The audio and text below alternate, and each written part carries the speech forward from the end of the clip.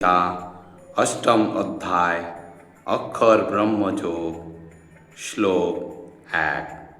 अर्जुन उवाच किं तद्ब्रह्म किं अध्यात्मं किं कर्म पुरुषोत्तम अधिभूतं च किं प्रोक्तम अधिदैवं किम उच्यते।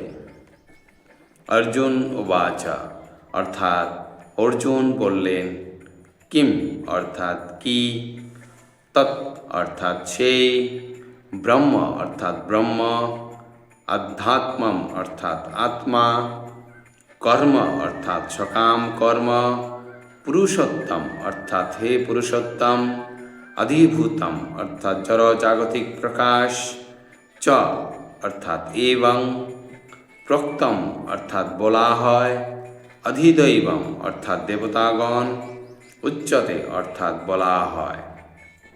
अनुवाद। अर्जुन जिज्ञासा करलें हे पुरुषोत्तम, ब्रह्म की, आध्यात्म की, सकाम कर्म की, अधिभूत की और अधिदैवई बा की? अनुग्रहपूर्वक आमाके स्पष्ट करे बलो।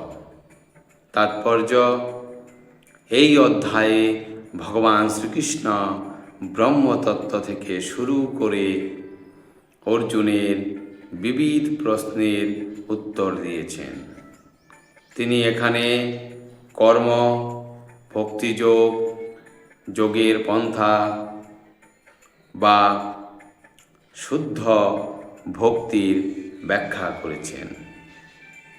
শ্রীমদ্ ভাগবতে ব্যাখ্যা করা হয়েছে যে পরম তত্ত্ব ব্রহ্ম, পরমাত্মা ও ভগবান নামে অভিহিত হন। আবার স্বতন্ত্র জীবাত্মাকেও ব্রহ্ম বলা হয়।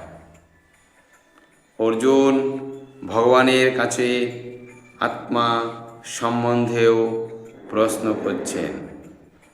আত্মা বলতে দেহ, আত্মা ও মনকে বোঝায়।